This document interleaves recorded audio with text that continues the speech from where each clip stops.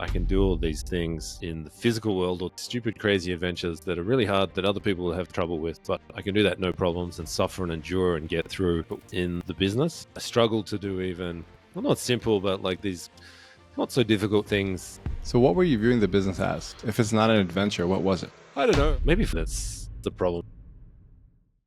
I have a reframe around doing the hard things. In the physical world, that has been super powerful for me and allowed me to do all sorts of adventures. I also started using it in the biz and hit my arena goal of 20,000K rev per month 10 days later as a result, because I did the hard, well, it wasn't actually that hard thing that I've been putting off for years. So Brendan, first off, welcome to the pod. And can you explain what you meant by that? That's a good question. Where do I start? Okay. So we've been working together for 3 years, 4 years, maybe? What year is it? 2024, maybe 4 years, something like that. Anyway, so we've done a lot of work, but one thing that always frustrated me was I can do all these things in the physical world or the real world or not my business life. And I struggle to do even, well, not simple, but like these not so difficult things in the business.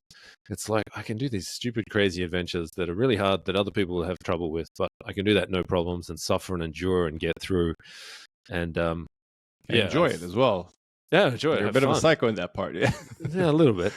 And in the business, these things that are like not that difficult, I just struggle or procrastinate. And I'm like 2 months later, years later even, I'm like, why the fuck didn't I do that? If I'd done that 2 years ago, it would be set. And then I do it, and it's like, yeah, okay, that wasn't so hard. But so in the physical world, I have this mental frame it's basically when something's tough, it's like it's an adventure. Of course, if it's an adventure, it's going to be shit at least part way through, somewhere between the kind of 30 to 60 or 70% mark. You're going to be regretting it, like you do a marathon and halfway through, you're like, why the hell did I do this? This is just horrible. And like my reframe for that is, yeah, of course, it's going to suck. And it's an adventure. It's probably not an adventure if you don't have some sort of suck in the middle of it. It's kind of like the price you pay. So I started applying that frame to the business, which I don't know why I didn't do that before. It was like so obvious. I might have said that in the post. I was talking to my girlfriend about it, and I'm like, I should use that in the business. And I started using it for these things in the business that weren't so difficult that I just kept putting off, and it worked really well. And I started doing things. And like I said, I think in the last arena, the stuff we did for last quarter, I can't remember what that date was, but yeah, I had that goal to plus 20K a month. And in 10 days, I'd hit that goal. I wouldn't say effortlessly, but without like really much struggle. It was like just plodding along. And I did it. And I'm like, okay, so that reframe, I wasn't using it all in the business, started using it. And, it worked just like it does in the real world or the physical world. So yeah, it was a surprise. And I'm like, fuck, we've been working together and I've been so frustrated. Like we've had these conversations. I do these stupid things. Like I remember 2 years ago, I said I'm going to drive to Bangkok for the DC Bangkok thing. And you're like, no way. I've done enough of that shit in my life that I'm not doing that. And I remember that. You're going to go on the bike. You're going on a morbike. A 3-day motorbike. Yeah, when it's monsooning. So. Yeah. And it rained for 2 days straight. And it was like, what was 2 5 or 6 hour days ended up being 2 10 to 12 hour days. And it was just horrible, but it was a fun adventure. It's like, but that's like a good example of this, just dealing with the suck. And yeah, it was just funny that I'd been like, I had this question, like, why can I do these things do these adventures, and in the business, I'm struggling with these seemingly pretty small things. So yeah, it was really, it's like so obvious. I'm like, why wouldn't I use that in the business? But it was, staring me in the face, and I didn't see it until she said it. So yeah, it's interesting. So what were you viewing the business as? If it's not an adventure, what was it? I don't know. I mean, I've had this business. It's gone through different versions of what it is, and it's a different.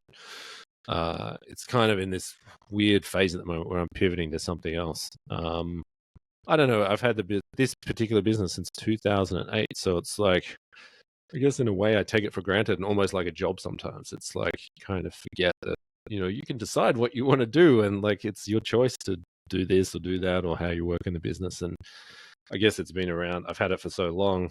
What's that, 15, 16 years now? So I just kind of forget, like, it's your business. You can do what you want, kind of thing. So yeah, I think it's just, some combination of like taking it for granted, treating it more like a job instead of a business.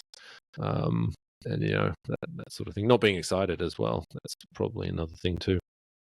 When you first started the business, did you view it more as an adventure? I'm just beginning entrepreneurship. I'm going to be that cowboy. No. So this is not my first business. So it's just, for the background, the business I own, a company called Robot Media, and we're a web agency where we have a couple of different web agencies. Basically, we work with small businesses on SEO, search, paid search, web hosting, and technical SEO. And I started that in 2008 because my previous business had gone bust. So we had two different businesses. We had an IT company and we had an online store that was huge. We took it over for free. In the first year, we took it from doing 100K to $1 million. Then the second year, $1 million to $6.5 million in revenue. And it was just crazy. We were way out of our depth, early 20s.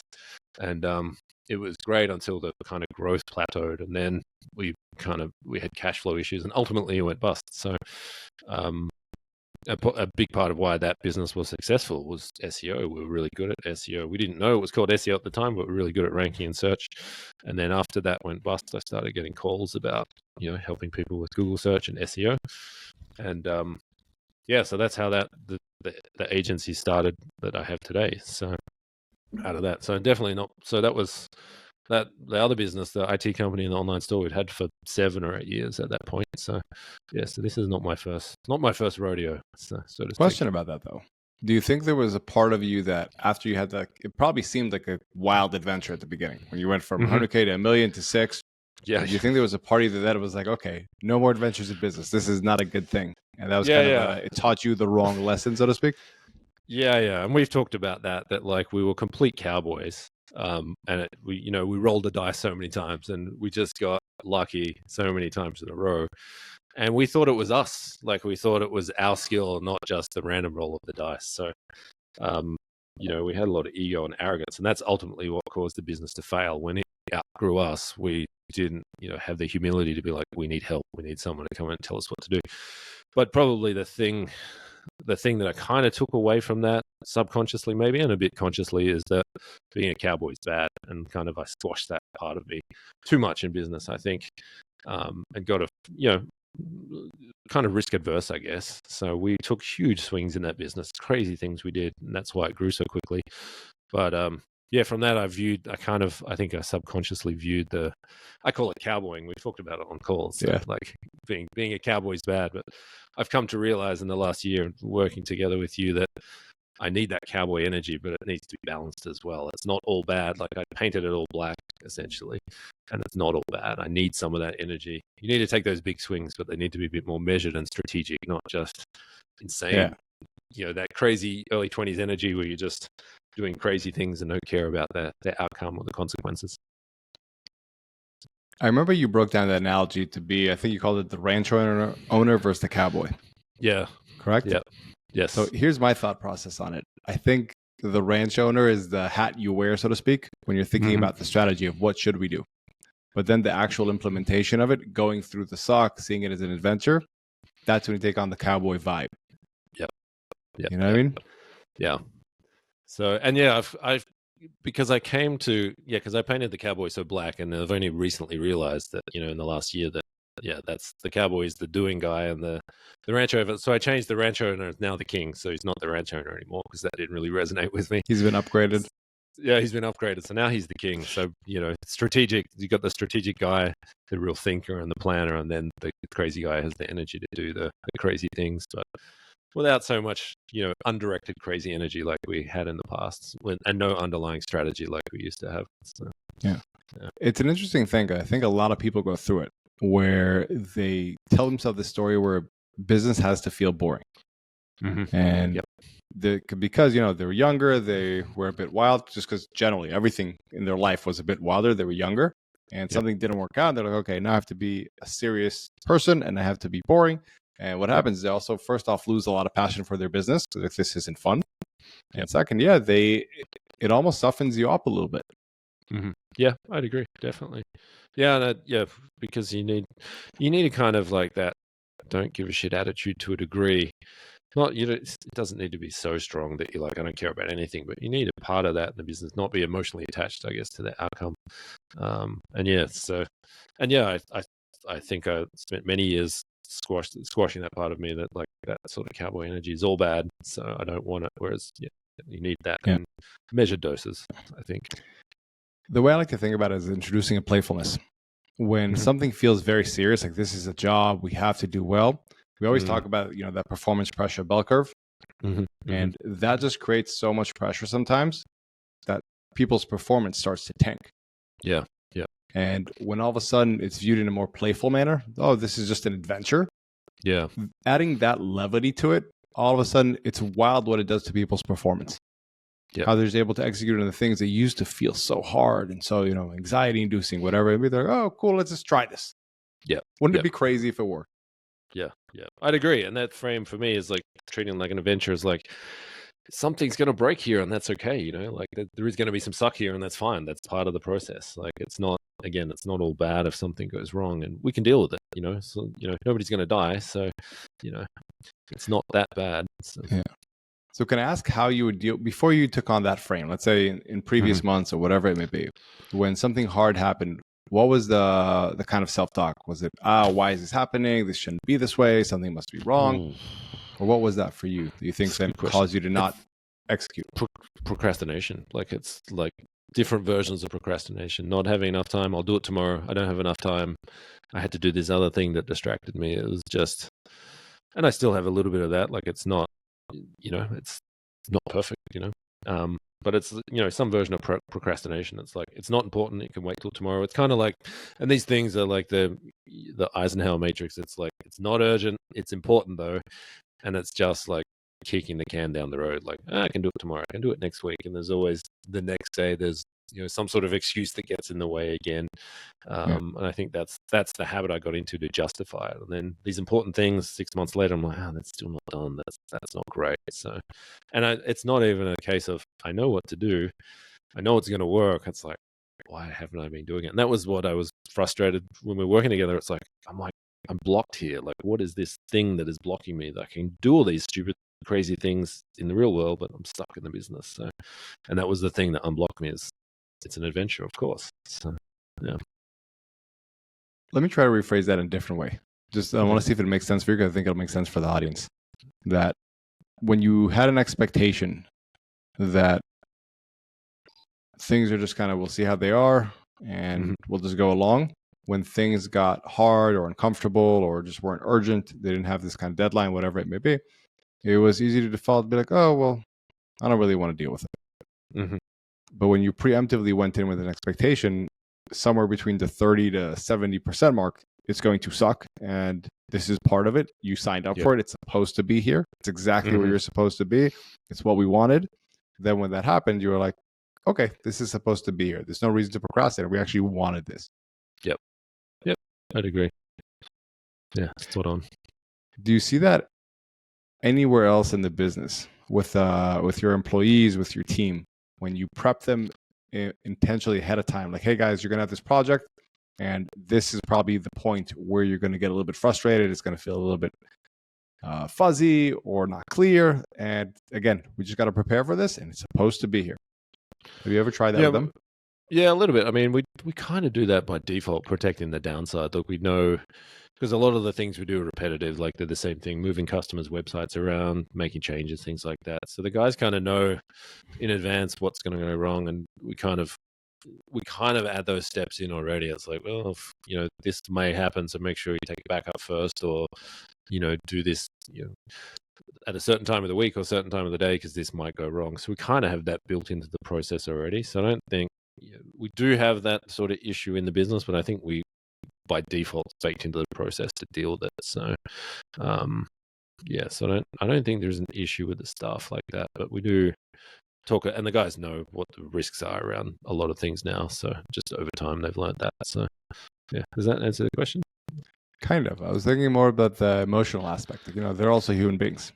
Yeah. And you guys are going after big new projects, to tell them ahead of time, hey guys, this is going to be challenging. Expect it to be challenging. Yeah, I mean, that's more around the people. Different customers have different expectations. So it's just preempting that in advance. And like, we kind of know when someone has an expectation about something, and we just, everyone's, because I still do the sales, so I know in advance, what the customer's going to be like, or the particular things they're looking for. So we just make sure the guys are clued in on that, and they're on the front foot or proactive with communication or whatever it needs to be to just manage those expectations and manage the emotions. So, yeah. It's an interesting point because, people bring up a lot of times I'm self-sabotaging, and they assume it has to be some kind of belief that they have, or there's some really, really deep reason. Mm-hmm. It could be they just didn't get prepared. They didn't have an expectation of what it was really going to be like. Yeah. And that's why they held themselves back. Because, it's like if you're just going around your day about the day and someone all of a sudden punches you in the belly, that's really going to suck. You know what I mean? Out of nowhere. Yeah. But if you get expected, it's a whole different ballgame. You can kind of take it and you can keep going. Yeah. And I think just making peace with those expectations. And for you, it was a reframe of, okay, I'm going to frame it as an adventure. And therefore, I'm going to expect it to be that 30 to 70% mark. There's going to be some really sucky stuff there. And it's supposed to be there. That's exactly where we should be.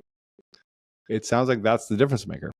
Yeah, I'd agree. And it's pushing through when it is like that emotionally hard thing, or it's like, and maybe it's like we talked about that cowboy thing as well, that like some of these things have risk. It's like, not avoiding that cowboy energy, like I had been for a long time, like many, many years. So I think maybe the combination of the two probably helped. But the cowboy thing I'd addressed a while back, and there was still one missing piece. And yeah, I thought for a couple of years we were working together, I'm like, why am I blocked on this? Like, is there something? I had thought, am I self-sabotaging? Like, what is it?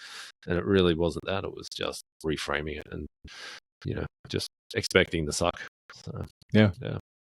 So I want to weave it into a different part, because in that post, you also talked about the concept of explorer versus leader. Yeah. Can you kind of explain that in your words, how you saw it? Yeah, so that was from Derek Sivers' new book. I can't remember what the name of it is, but it was like one of the last chapters in it. And he was just talking about the difference between being an explorer and being a leader. And, the explorer's job is to go and seek out new shiny objects and explore, find new things. And the leader's job is to, make a decision. This is what we're doing, and lead the team, lead the people to, whatever that is, that destination. And I love shiny new things. So it's like really just putting a frame around. It's like there's, and I know, a lot of business owners do. It's like, well, this is actually a very useful frame. There's really two gears of two people you need to be. You need to be the explorer, but at some point the exploration needs to stop and you need to lead the people. So for me, it was like, wow, I'm like, I spend so much time in explorer mode, and that's great when you're by yourself, but when you have a team, it's just chaos. You're like, let's do this thing over here, and this week we're doing this thing over here, and it's like people have no idea what the destination is. It's a lot of it's lacking the clarity on like where are we going and what do we need to do to get there. So just having that, just again, like wrapping a mental model or a frame around it is like makes it so clear. I'm like, oh, okay. And the other thing is like when you hit these emotional roadblocks, for me in particular, I tend to go off. I'm like, well, there's this shiny new thing over here I can go and check out and like use that. It feels like work, but it's not really work. Yeah. But, in the context of achieving this goal, it's not work, but it would feel like work. So that would be my tendency as well, to procrastinate in that way by starting some new project, which is actually how we actually have several brands in the business, and in a roundabout way, that's how some of them came about. But, in order to really grow the business, that behavior, it works when you're by yourself, solo, but when you have a team to lead, that explorer mode can be, trouble. I'll say even beyond a team and solo, I think it's something's been established to work in a certain level. You know what I mean? Because the whole point of explorer is like, let me go up this mountain, let me go down this river, let me find the place I'm supposed to. But then, how do I lead a tribe here to thrive and flourish? Yeah. And I think the big part with exploring, it's interesting. We're using the physical analogy of and there's that analogy of climbing up mountains and going up down rivers. Yeah, that's dopamine rich.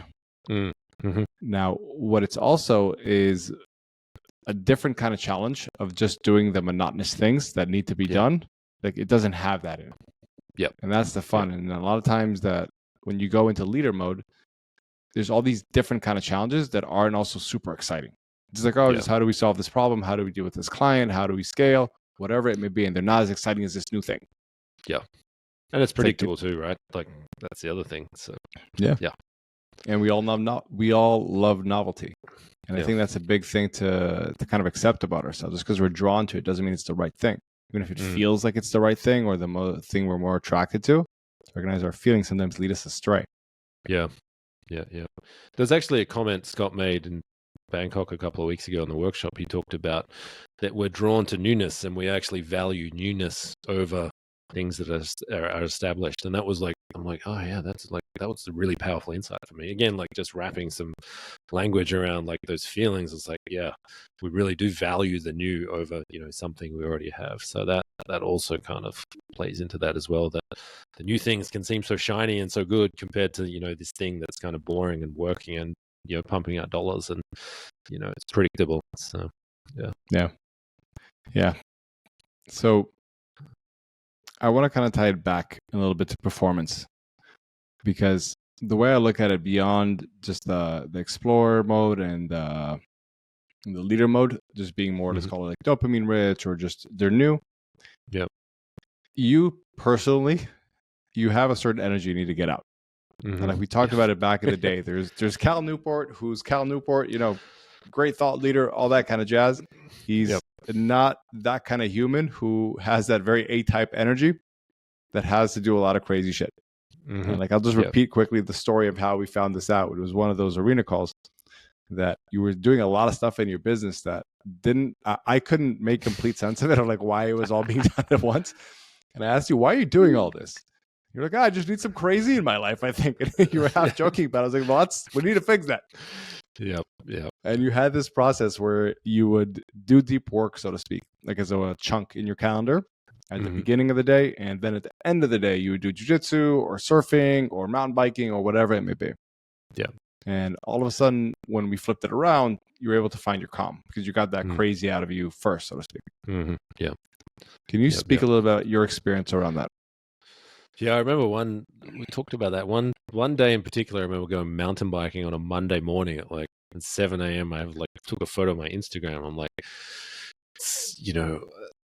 like physically for me, like I need to do the physical. I need to get that in. I'm like a dog, right? If you leave a dog trapped inside, he's going to go crazy and tear the place up and do a lot of stupid things. That's like me. So yeah, I was, starting work. I had this crazy energy and I just end up using the business to get that energy out. And that was not great. Not, as you would say, it's not effective from a business. It's not good or bad, but it's not effective from a business perspective or moving the business forward. So yeah, so getting that energy out in the morning instead of the evening made a huge difference. And it makes me so much calmer when I, just like a dog, take the dog out for a walk, take him out for a run. He's so much calmer after that. I'm exactly the same. So I just learned that over time. And now I don't need to do something crazy in the morning, but just even like 10 minutes, work out something small. I've kind of learned that that's my behavior. So I know what the feeling's like. I know what level of energy I have to get out. So I adjust accordingly now. But yeah, it made a huge difference. And I stopped doing a lot of stupid things. just treating myself like a dog who needs to be taken for a walk, essentially. So to calm him down. So let me ask you this, because I keep hearing from you that you're saying I get this lesson locked in, I get this lesson locked in, and then I get that lesson locked in, and all of a sudden each one of them creates kind of a jump as far as my performance, as far as the outcomes we produce in the business. Yeah. What do you think those main kind of learning lessons or blocks are that have been for you these past couple of years? One is, like you said, get the energy out, take the dog out for a walk. Yeah, it's probably one. I don't know if we talked about this. Like one, there's probably one lesson I learned just working through some of this stuff that I can, there's two parts of the business I need to focus on. One is product and one is marketing. So having that dichotomy that I'm like, either we need to work on products, build products, improve process, or we need to work on marketing, so selling them. So that lesson's probably tied into the other ones, being more calm, having more time to think, and we have several brands and we have some really great products. So I spend a lot of time, because I had this energy to get out. We started all these brands. We have some good products, and I'm like, okay, well, what's the problem here? The products don't sell themselves. So just having that dichotomy of product versus marketing has, particularly in the last 6 or 12 months, has made a huge difference. So that's one lesson. And just, what else? Just working less, the whole business is more efficient. I'm doing a lot less because I'm not doing the crazy things. So I'm not creating work that doesn't, ineffective work or stuff that doesn't move the needle forward. So, yeah, I don't know if there's a particular lesson there, but just when we first started working together, I thought I was a workaholic. That was one of the things. Yeah. One of the reasons why I wanted to start working with you, and I realized over time that that's over learning these lessons, that is definitely not my problem. So I actually can be quite lazy. So yeah, I don't know if that answers your question, but yeah, I mean the net result is the business works better and I'm working less. So and it's the direction it's going in is good and we have a lot of opportunity. So that's for me the net result of some of these lessons, and it's still a work in progress, obviously. But yeah, I'm much happier with the business as opposed to a few years back when we started working together. Where it was like felt like it was killing me, and I'm just like I felt like a workaholic. So yeah. Can I share kind of what I think is a frame? I'm curious Sure. to hear what you'll think about please. it. So, and again, this could resonate with somebody if they're and this is really, really important. If they are listening in and they see themselves in you, meaning they like to start up a lot of things, they're a more A-type male individual who has a lot of testosterone they need to get up. For real, it's important because it is a difference in somebody who's just like, it'll be such a dramatic difference in the advice somebody who has a hard time getting himself off the couch needs to take, compared to someone who just always drives his head through the wall. You know what I mean? And it's really important to understand, who am I in order to filter, do I resonate with what this person is saying? Am I in the same starting point that they are? So I know it sounds kind of funny, but it is, I think, really important to get out there. So if they're that kind of person and they find themselves, either they feel like they're kind of sabotaging or they're sometimes stall at a certain level, it might not be because they're just afraid or mentally blocked.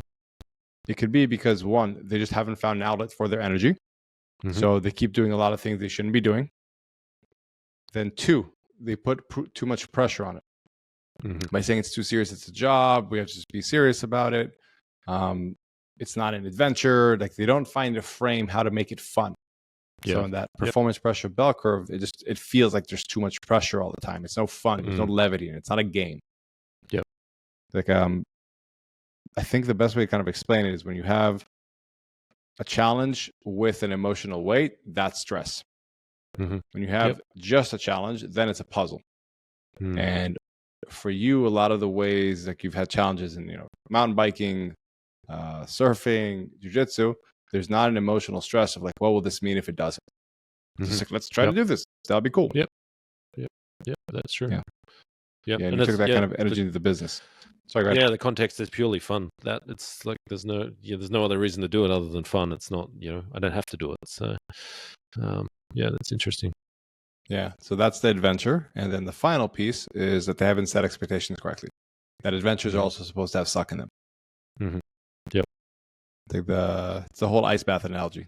That if you're walking down the street and your skin gets cold, it gets all prickly, and your temperature drops, you'll panic and be like, what the heck is going on? Something's wrong. I have to go to the hospital right now. But if you know you're going to an ice bath, you're like, okay, these things are supposed to happen. So no need to panic. I just be cold. And it's all right. Does that kind of nail it in? Or is there anything that you feel like I'm missing there? Not really. Yeah, I think you've nailed it. You've pretty much hit it on the head. So yeah. Cool, man. So I want to say again, like, first off, congrats on the success, man. It's really cool to see. It's also really cool to see when people come up with their own frame, their own methods to just be better and perform better. Is there anything you would like to kind of add, or to someone out there that feels like they're in your shoes a little bit? Like, they keep doing all these things, going back and forth. What advice would you give to someone like that, or to, let's say, your younger self? Yeah, for me, like, one of the other things, we talked about procrastinating, but one of the other things I try to do is add more pressure. So I'd add more things onto the list to do, which, I'd be like, okay, more pressure, we'll push this stuff through, and it didn't work. And for me, like, realizing that we talked about that, the ranch owner or the king, and being strategic. And for me, if, taking a step back and zooming out and just calming down and like thinking things through while I'm also physically calm, that helps a lot. Generally, it would have helped a lot years ago, but it generally does help me a lot, like being more strategic, because I'm my default nature is to do so much stuff. I'm like tactile and a doer and kinesthetic. And I always want to be doing stuff, and that's my default nature. Then, I need to, we talked about this, I think, in Bangkok, overcorrecting. I need to overcorrect and actually do a lot less.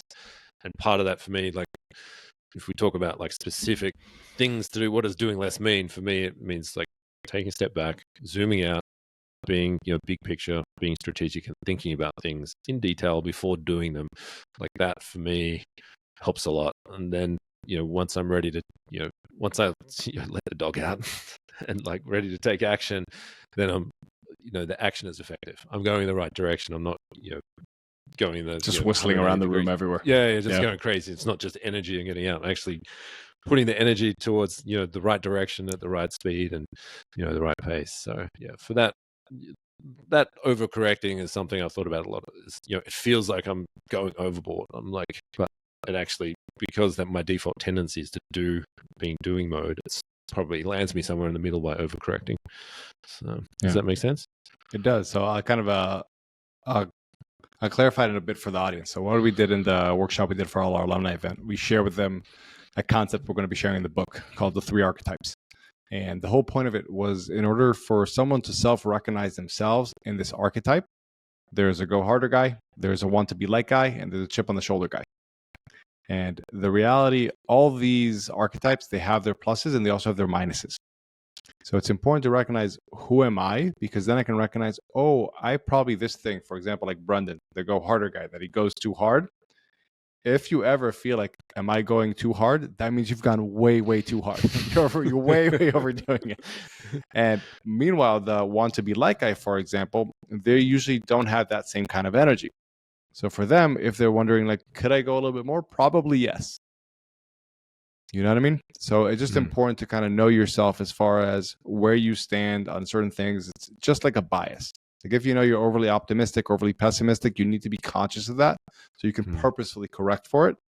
Like if you know that your car automatically veers to the right, you're going to purposely steer it a little bit to the left to correct for it.